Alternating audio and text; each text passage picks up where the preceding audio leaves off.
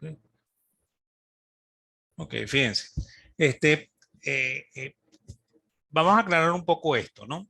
Este, Cantillon, en primer lugar, aborda el tema del empresario, ¿no? O sea, se mete con el empresario, ¿no? Que es una cosa que solamente habían hecho los escolásticos, ¿no? Y de hecho, los escolásticos se caracterizan mucho por trabajar mucho el tema del empresario, ¿ok? A partir de un escolástico que se llama Pierre-Jean de Olivy, ¿ok? Que es mi siglo XIII, o sea, en plena alta edad, plena baja edad media, ¿no? ¿Ok? Entonces, bueno, ¿cómo se llama? Este, a ver, él, ¿cómo se llama? Hace, eh, eh, o sea, toca el tema del empresario, este señor Oliví, ¿ok? Y a partir de allí, los escolásticos que dan clase en París, pero que son de origen italiano, ¿ok? Que son San, San Bernardino de Siena y San Antonino de Florencia, van a tomar como sustento el libro de Oliví, ¿ok? Y bueno, y luego cuando la escolástica pase de Francia a España y entren los escolásticos, entonces parece que el tema del empresario permanece eh, en el mundo de Salamanca, ¿ok? Y de hecho va a haber tres autores, ¿no? Luis Arabia de la Calle, ¿ok? Tomás de Mercado y eh, este, eh, eh, Luis Leiva, eh, eh, tocan el tema del empresario, tienen manuales de empresario, ¿ok?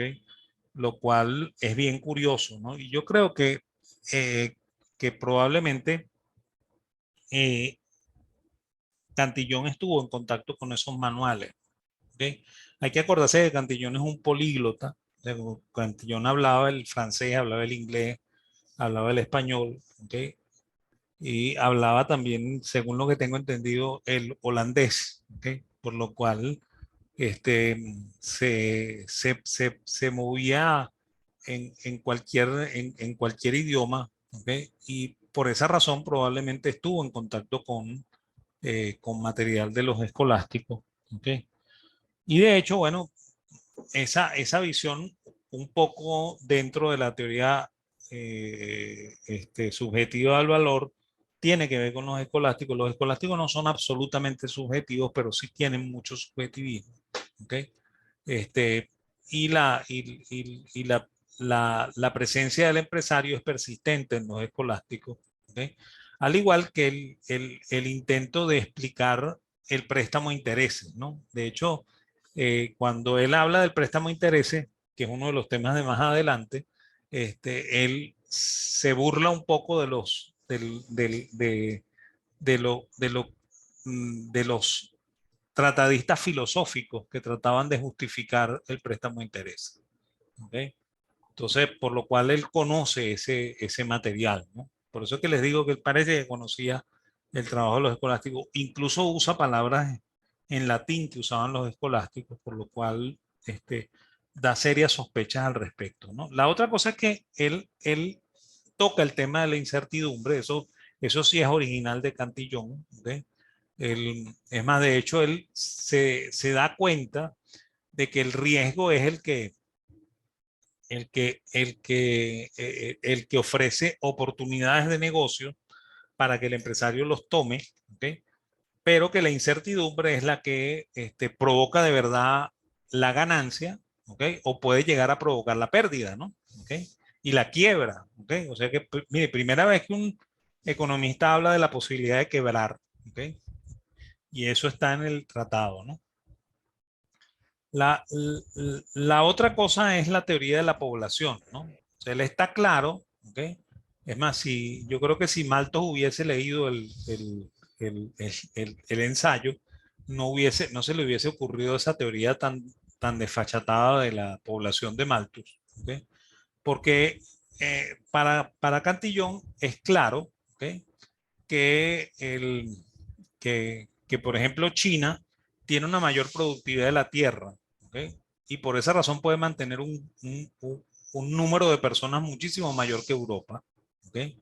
Ojo, que eso no quiere decir que en China la gente no, o sea, que en China no hubiese hambrunas, ¿ok? Porque es muy normal en las sociedades agrícolas que ocurran hambrunas, ¿no? ¿Ok? Sin embargo, la productividad de la tierra china es muchísimo mayor que la productividad europea, ¿ok?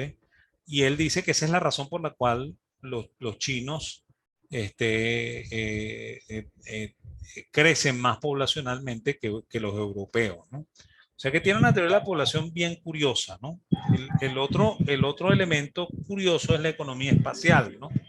Porque él dice, ¿ok? Este, que el empresario debe tomar la decisión de estar más cerca de la materia prima o estar más cerca de los mercados de productos, ¿no? ¿Ok?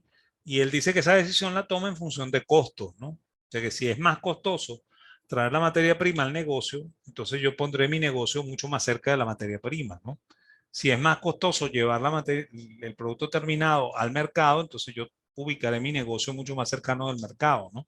Entonces, ahí hay varios datos de economía espacial que son bien brillantes, ¿ok? Sobre todo para un hombre que está escribiendo en 1720, ¿no? ¿Ok? El otro elemento es la teoría, la teoría del dinero y los precios, ¿no? O sea, él está claro, ¿ok? Primero está claro que los precios se forman por regateo, ¿ok? Eso es también profundamente destacable, ¿no? ¿Ok? Que los precios siempre en los mercados se forman por regateo, ¿ok? Y esa es la razón por la cual el empresario vive en un ambiente de incertidumbre, porque él sabe cuáles son sus costos, ¿ok?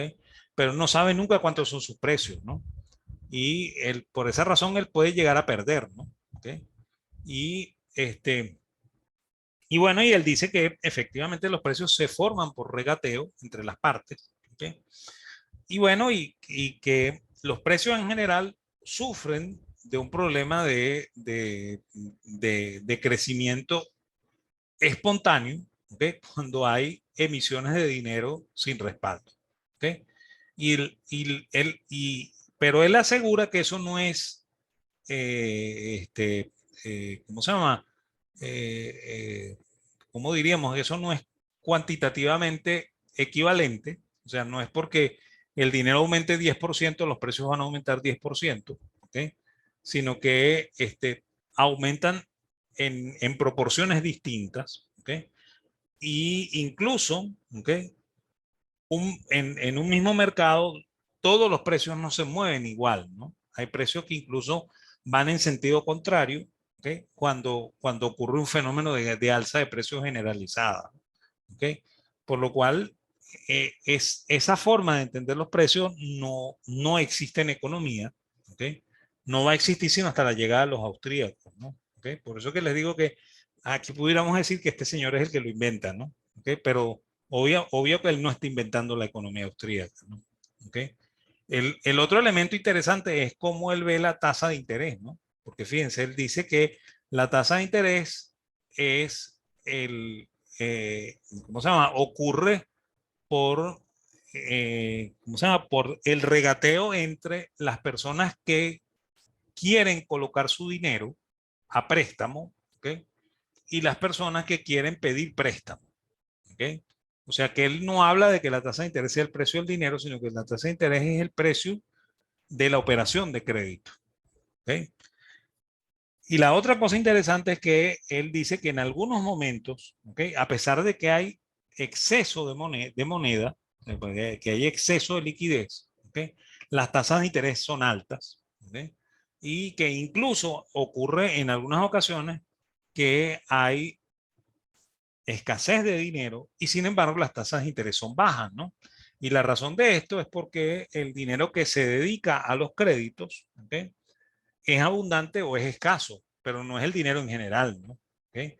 Esa visión de la tasa de interés es genial, ¿okay? Para mí es absolutamente genial, ¿okay?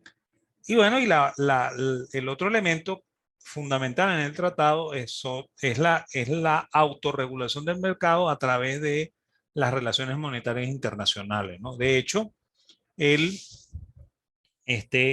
nos explica, ¿ok? De una manera muy práctica, lo que después va a explicar Hume como la teoría del ajuste espontáneo del patrón oro, ¿no? ¿Ok? Que esa la vamos a ver dentro de un momentico también cuando veamos los aportes de Hume, ¿no? ¿Ok? Y bueno, y el elemento que mm, yo me puedo declarar el descubridor de esto, ¿ok? Eh, la primera vez que aparece la teoría de la imputación en toda la teoría, en la teoría económica es en el libro de Cantillon. ¿Okay? ¿Qué es la teoría de la imputación? Los austríacos tenemos la creencia, ¿okay?, de que los precios determinan los costos, pero los costos no determinan los precios. ¿Okay? O sea que la línea de causalidad va en sentido contrario, ¿no? Que los precios son los que determinan los costos y no los costos los que determinan los precios. ¿Okay? Y hay un pasaje en, en en el primer libro de Cantillon, en la primera parte del libro, ¿okay?, que dice que nosotros estamos acostumbrados a que todas las vituallas de la casa sean de cobre. ¿Okay? Y si nosotros llegáramos a descubrir que el cobre es dañino para la salud, entonces probablemente la gente dejaría de usar platos y ollas de cobre, ¿okay?, y buscarían otro material, ¿okay? Y eso se sentiría inmediatamente en las minas de cobre, porque las minas de cobre ya no se les solicitaría el cobre en las proporciones en las que se le solicita, y el precio del cobre en la mina bajaría. ¿Okay? O sea que él va en sentido contrario, ¿no? O sea, lo que nos diría aquí es que, que el precio del cobre, el precio de las ollas de cobre bajaría porque bajó el precio del cobre en la mina, ¿no? ¿Ok? No, él dice que es lo contrario, que como bajó la demanda de cobre, entonces el precio del cobre es el que imputa al costo de producción, que es el cobre en bruto, o sea, la materia prima cobre, que baja de precio, pues. ¿Ok? Esa forma de entender la economía también es una cosa que va a ser extraña hasta la aparición de los austríacos, ¿no? Y bueno, y de hecho, yo creo que este señor es el padre de la economía, de verdad, ¿verdad? Que yo creo que el primer tratado serio de economía política lo hace Cantillon. ¿Okay? Lo que pasa es que ese es un tratado que tiene muy mala suerte, ¿no? Y tiene mala suerte desde el momento en que Cantillon se muere antes de que efectivamente la censura francesa le permita publicar el libro, ¿no? ¿Ok? Ok, los segundos de la partida son los fisiócratas, ¿no? Y los fisiócratas tienen su origen en las ideas de Cantillon. ¿Ok? De hecho, el primer párrafo del libro de Cantillon dice que es la tierra el, el, la fuente de todo valor, ¿ok? Porque con la tierra y con el trabajo es que se transforman los productos, ¿ok?, para darnos la riqueza. ¿Ok? Entonces yo creo que los liberales franceses, que es como se llaman originalmente los fisiócratas, leyeron solamente el primer párrafo de Cantillon y se casaron con la idea de Cantillon, ¿no? ¿Ok? Sin embargo, Cantillon no es un fisiócrata, ¿ok? Este, tampoco es un mercantilista, como me dijeron a mí cuando yo estudié historia del pensamiento económico, ¿ok? En realidad, Cantillon es un tipo excesivamente brillante, ¿no? Pero bueno, ¿qué es esto de la fisiocracia, no? Probablemente ustedes la estudiaron cuando vieron economía clásica, ¿okay? No sé si la estudiaron, ¿okay? Los fisiócratas son unos personajes bien curiosos que nacen en Francia al final de la monarquía absolutista de los Luises, un poco antes de que ocurra la Revolución Francesa. De hecho, la Revolución Francesa arranca en 1779, ¿okay? Y el líder de ellos muere en 1774, ¿no? ¿Okay? Y fíjense, si, a ver, vamos, el único que pasa la borde, la, el- la for- la- o sea, los que pasan la frontera de la revolución son de la Rivière, ¿okay? Que no es, muere en el 93, ¿okay? Baudot, que muere en el 92, ¿okay? Le Trosnay, que muere un poquito después de que comienza la revolución en el 80, y quizá el que muere más viejo es, más viejo no, que muere más tarde, es Pierre Samuel Dupont de Nemours, del cual vamos a hablar un poquito al final de hablar de los fisiócratas, ¿no? El verdadero nombre de ellos son los liberales franceses, ¿no? Y son unos personajes que son profundamente conservadores, ellos quieren que se mantenga la monarquía, ¿ok?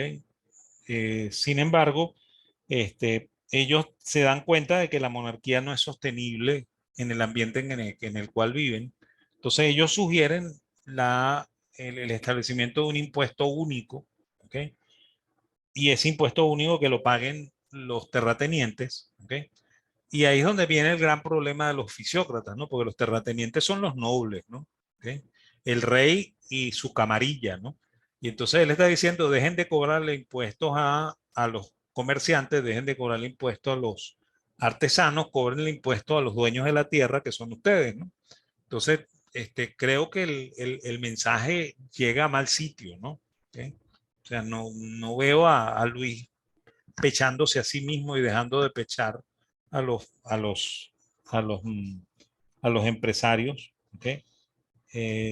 Basado en las ideas de los fisiócratas, ¿no? A pesar de que los fisiócratas están muy al lado de ellos, ¿no? Porque de hecho Quesnay era el médico de Luis XVI, ¿no? ¿Okay? Perdón, de Luis XV, ¿okay?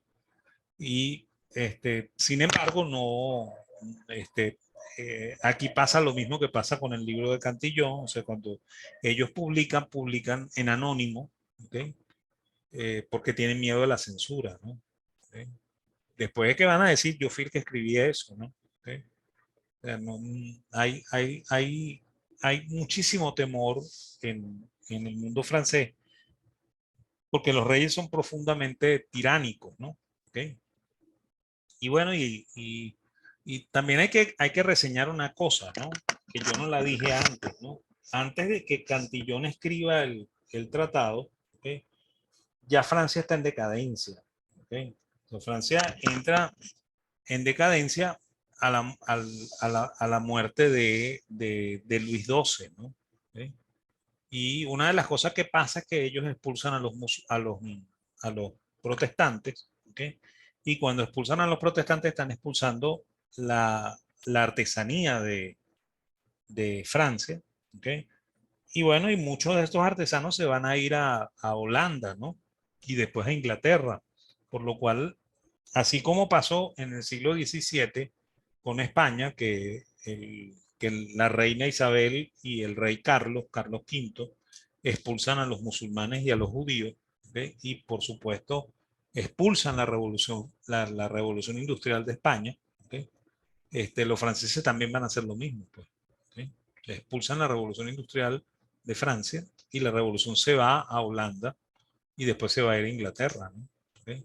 Entonces, bueno, y otra de las cosas que proponen los liberales franceses es liberar la economía, ¿no? ¿Okay? Es más, ellos son los partidarios de la faire la passer, ¿no? Ojo que tampoco eso es un invento de ellos, ¿okay? Porque el, el, eh, la palabra la faire la passer viene de un comerciante francés que o sea, que había sido citado junto con otros comerciantes para, eh, para hablar con Colbert, que era el ministro de Luis XII. ¿Okay? Y bueno,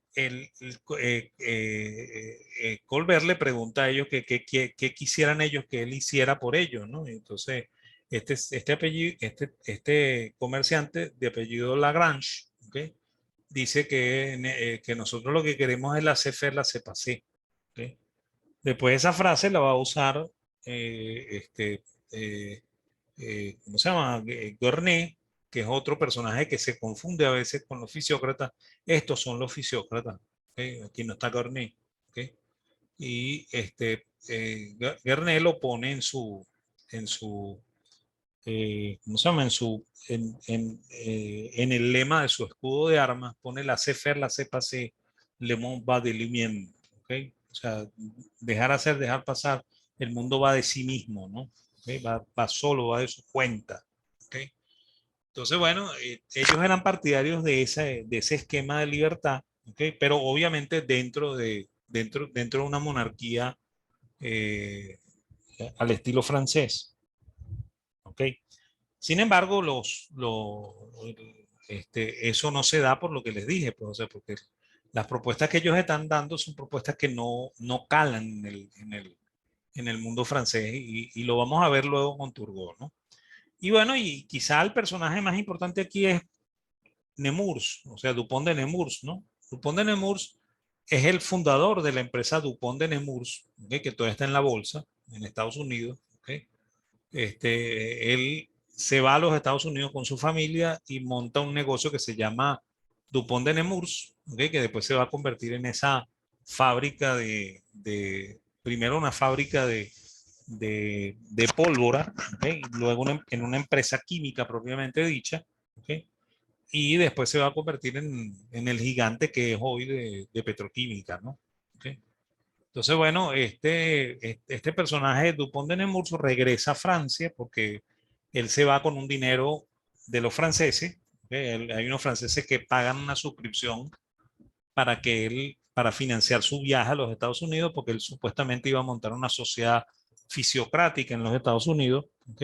Y eso no cuaja, ¿ok? Porque ellos habían ido con la idea ¿cómo se llama? De que se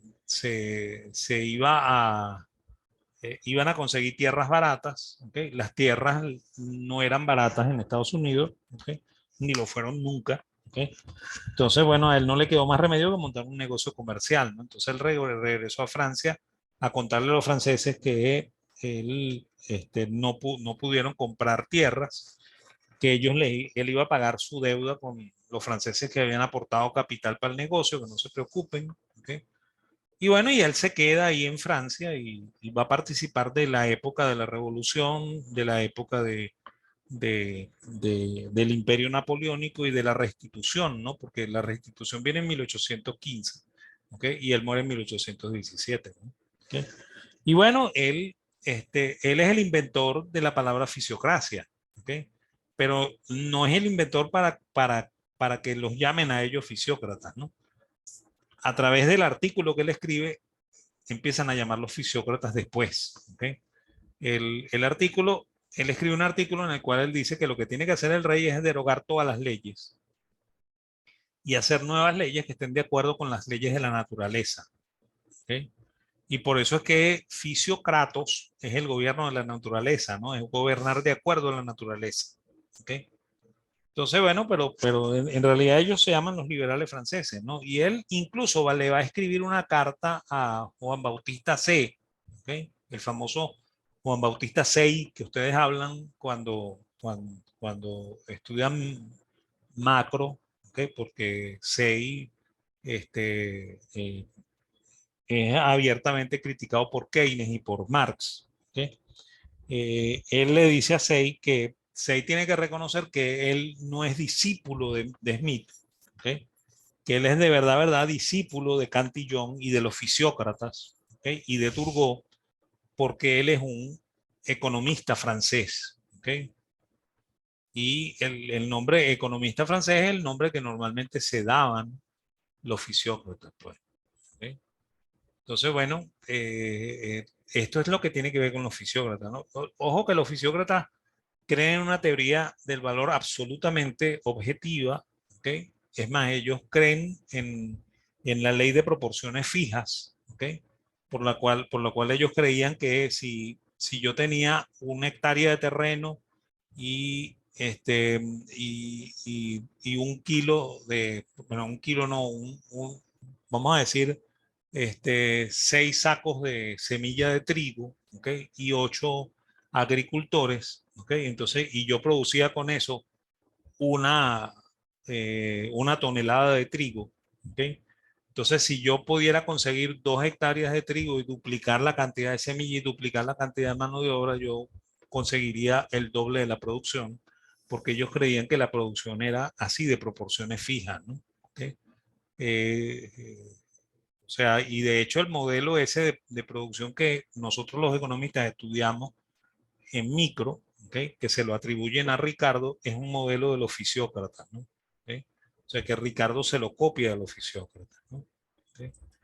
Sin embargo, bueno, los fisiócratas no lo entienden así, ¿no? Ok, ¿qué creían ellos, no? Ellos entienden el, este, que el valor, la riqueza provenía de la tierra, ¿no? Pero ojo que la tierra no es solamente la agricultura, ¿no? O sea, si tú extraes riqueza mineral de la tierra, ¿ok? Eso también es extraerlo de la tierra, ¿no? ¿Ok? Entonces, la fisiocracia no es solamente agricultura, la fisiocracia es producir de la tierra, ¿no? Porque ellos creían que la tierra era la única que producía producto neto, ¿no? Producto neto lo que significa es que existe una diferencia entre el costo de producción y el precio de venta, ¿no? O sea, que hay una ganancia, ¿no? ¿Ok? Ellos son partidarios de la CFR, la CEPA-C, ¿ok? Hablan de la ley natural y los derechos de propiedad. ¿Okay? Ellos creían que el rey tenía que otorgar derechos de propiedad. Aquí hay que entender que los mercantilistas, ¿ok? Y entran los Borbones aquí y entran los Austria aquí, creían en los derechos de propiedad limitados. ¿Ok? O sea, ese cuento de que, por ejemplo, en Venezuela la gente decía o sea, siempre nos han dicho que el subsuelo le pertenece al Estado porque eso es la tradición española. ¿Ok? Eso no es totalmente cierto, ¿no? ¿Ok? Las minas, ¿ok? En el mundo español le pertenecían a alguien y ese alguien se le llamaba dueño de la mina. ¿Ok? Sin embargo, el dueño de la mina tenía que cumplir con dos compromisos muy mercantilistas, ¿no? El primer compromiso era producir, ¿ok? Y el segundo compromiso era no meterse en política, ¿ok? Si el dueño de la mina se metía en política, era expropiado por el rey y el rey designaba un nuevo dueño de la mina, ¿ok? Pero la mina no era propiedad del rey, ¿ok? Sino que todos los derechos de propiedad estaban limitados por los reyes, ¿ok? Eso es lo que hay que entender, ¿ok? O sea, nosotros somos víctimas de una inmensa mentira, ¿ok?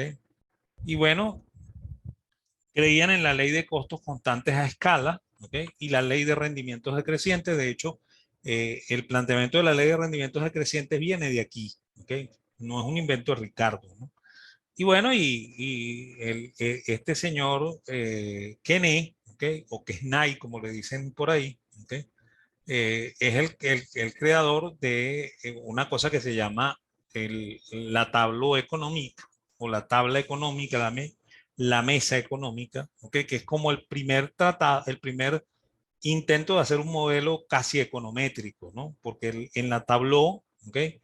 Él pretendía que como los costos eran constantes a escala, se podía determinar por medio de las materias primas cuánto iba a ser el producto neto de Francia, ¿no? Entonces, tú podías llegarlo a saber. Ojo que aquí no hay concepto de PIB, ¿okay? Aquí no hay concepto de consumo agregado, no hay concepto. Esas cosas son cosas del siglo XX, ¿okay? Estamos en el siglo XVIII. ¿Okay? Y bueno, él creía que habían tres clases sociales. Una clase social era la productiva, ¿okay? Que era la sociedad, la clase agrícola, que estaba fundamentada en los granjeros, ¿okay? Que había una clase improductiva que eran los dueños de la tierra. Los dueños de la tierra le alquilaban a los granjeros, ¿okay? Y los granjeros alquilaban la tierra de estos señores para producir. Estos señores eran rentistas, por eso que ellos decían que estos que no son productivos son los que tienen que pagar impuestos, ¿no? Porque estos no producen nada para la sociedad. ¿Okay? Y bueno, y creían que el comercio y los artesanos no tenían producto neto, por lo cual eh, cumplían una función distributiva dentro de la sociedad, ¿okay? Por lo cual, bueno, vivían técnicamente de su trabajo, ¿no? Y por esa razón el rey no podía cobrarles impuestos a esta gente porque los iba a matar de hambre, ¿no? ¿Okay? Entonces, esa es la propuesta de la tabló, ¿no? ¿Okay? Que por supuesto, como les comenté, circulaba en anónimo, porque Kené no quería poner eso ahí para que el rey dijera, córtenle la cabeza a este señor, ¿no? ¿Okay? Es más, ellos son los creadores de un flujo circular de la renta ampliado, ¿okay? Y de hecho, como ellos creen, ¿ok?, en las ciencias naturales para explicar la economía, ellos creían que el dinero era como la sangre dentro del cuerpo humano, ¿no?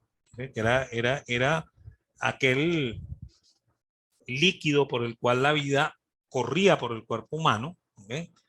Y por esa razón ellos eran enemigos del ahorro, ¿ok? Ellos creían que el ahorro era como cuando aplican un torniquete, ¿no? Y entonces si la sangre se estanca, ese cuerpo que está estancado, ¿ok?, muere, ¿ok? Y bueno, por eso ellos decían que lo que había que promover era el consumo, ¿ok?, y evitar el ahorro a toda costa, ¿no? ¿Ok? Esas son las ideas que tienen los fisiócratas, ¿no? O sea que ahí se compagina mucho con Keynes esto, ¿ok? Pero bueno, esas son las ideas de estos señores, ¿no? ¿Ok? El otro personaje curioso en Francia es Turgot, ¿no? Que yo dije hace un rato que, que Dupont le dice a C que él es discípulo de los economistas franceses que son los fisiócratas, ¿ok?, que es discípulo de Cantillon y que es discípulo de Turgot, ¿no? Y Turgot es un personaje también curioso, ¿no? Turgot no escribió mucho, bueno, sí escribió mucho, pero no escribió un tratado, ¿ok? Escribió artículos, ¿ok? Y podríamos decir papers hoy, ¿ok? Pero él escribió un folleto que se llama de la formación y la distribución de la riqueza, ¿okay?, que es un libro impresionantemente esclarecedor, ¿no? ¿Okay? Él nace en una familia noble, ¿ok? Es el cuarto de los hijos de esta familia noble. La familia tiene como 7 hijos, ¿ok? Y como era un chico muy retraído, ¿ok?, le gustaba la lectura, entonces el papá decidió que él iba a ser sacerdote, ¿no? Acuérdense que estamos en el siglo XVIII, ¿okay? En el siglo XVIII lo normal es que el hijo mayor sea el que herede y los otros hijos no heredan, ¿okay? Por lo cual el papá se encarga de que los segundones, que era como se llamaban al segundo, tercero, cuarto, quinto y etcétera, ¿okay?, se le posicionara en la sociedad para que pudiera vivir cómodamente, ¿no? ¿Okay? Entonces, bueno, dependiendo de las actitudes de ese muchacho, el muchacho terminaba siendo militar, ¿ok?, por lo cual lo destinaban al ejército, o terminaba siendo un intelectual como Turgot y lo destinaban al clero, ¿no? ¿Ok? Entonces, bueno, este muchacho se va a entrar en la Sorbona, en la Universidad de París, y se va a graduar de filósofo e historiador, ¿ok?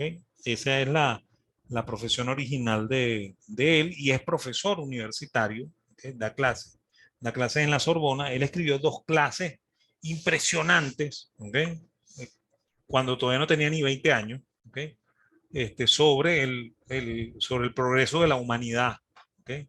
Impresionante, ¿no? Uno lee eso y se queda sorprendido, ¿no? ¿Ok?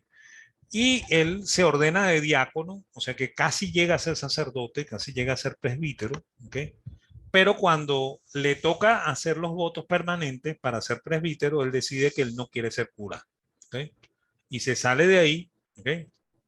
Abandona el trabajo y se asocia a Gournay, a este señor del Laissez faire, Laissez passer, le monde va de lui-même, ¿okay? Él es el marqués de Gournay, ¿okay?, que siempre se le confunde con un fisiócrata. Su nombre es Jacques Claude Marie Vicente, ¿okay?, el marqués de Gournay. Y él trabaja con Gournay entre 1743 y 1756. Ahí es donde él escribe los artículos de economía. Se hace muy amigo de los fisiócratas, tanto que se le confunde con un fisiócrata, ¿okay? Incluso a veces yo lo nombro por ahí y algún economista, sí, el fisiócrata, siempre dicen lo mismo, ¿no? ¿Okay? Y bueno, a la muerte de Gournay, él escribe también un folleto muy interesante en el cual dice lo que Gournay piensa, ¿okay? Y ahí más o menos se sabe también cómo piensa Turgot, ¿no?, que es bastante distinto a cómo piensan los fisiócratas, ¿okay? Lo nombran intendant, que es como el administrador, ¿okay?, de la provincia de Limoges, ¿okay? Y él ahí es profundamente exitoso, ¿no? ¿Ok? Y como es profundamente exitoso, entonces el rey Luis XVI lo nombra inspector general, ¿ok? O sea, ministro de finanzas, ¿ok? Entre 1774 y 1776. Él es el último ministro, bueno, no es el último, es el penúltimo ministro antes de que comience la revolución, ¿no? Y a él le piden la renuncia en el 76 por varias razones, ¿no? Una de las razones es que él aplica 6 decretos, ¿ok? Se llaman los 6 edictos de enero del 76, ¿ok? En esos decretos él elimina unos impuestos que son la corvée y las Llorens y las Matrices, ¿ok? La corvée era un impuesto en el cual todos los trabajadores en Francia, los trabajadores agrícolas, tenían que trabajar un día gratis para el rey, ¿ok? Entonces él elimina esa disposición, ¿ok? O sea, libera a los agricultores de esa pesada carga de trabajar un día de gratis para el rey, ¿ok? O sea, de cultivar las tierras del rey, ¿ok? De gratis, ¿ok? Y bueno, las jurans y las matrices son los impuestos a la iglesia, ¿no? O sea, los diezmos. Él los elimina, ¿ok?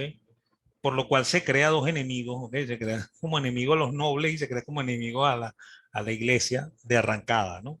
Además de eso, bueno, en el 76 hay un, ¿cómo se llama? Un movimiento muy profundo por tratar ¿cómo se llama? Por tratar de involucrarse en el proceso de independencia de los Estados Unidos, ¿ok? Y Turgot dice que Francia no puede aguantar eso, porque si Francia hace eso, Francia quiebra, ¿no? ¿Ok? Y bueno, como él se niega a apoyar el financiamiento del envío de tropas a los Estados Unidos, entonces el rey le pide que renuncie, ¿no? ¿Ok? Y entonces el hombre abandona el ministerio y abandona la economía, ¿no? Y ahí Turgot se convierte en literato, ¿no? Y va a formar parte de la Real Academia de la Lengua Francesa, ¿ok? Porque era un hombre profundamente inteligente, pues, ¿ok? Pero, pero también creo que profundamente incomprendido, ¿no? ¿Ok? Ok, él escribe muchos ensayos breves, ¿ok? En forma de artículos, y escribe un gran libro que es, bueno, un gran folleto que pudiéramos llamarlo Las reflexiones sobre el origen y la distribución de la riqueza, ¿ok? Escribe el elogio de Gournay, que es el elogio a la muerte de Gournay, ¿ok? Y sus temas fundamentales son el valor, que en él sí es absolutamente subjetivo, ¿ok? La idea del cambio y el precio, ¿ok? La teoría de la producción y la distribución, que es completamente contraria a lo de los fisiócratas. Él cree que la producción y la distribución no están sujetas a leyes de proporciones fijas. ¿Ok? Tiene una idea muy particular de la teoría del capital, de la empresa y del interés, y tiene también una idea muy particular del dinero. ¿Ok? Pero yo creo que lo voy a dejar hasta aquí. ¿Ok? Y la semana que viene nos metemos de lleno en Turgot y seguimos para adelante. ¿Ok? Entonces, bueno,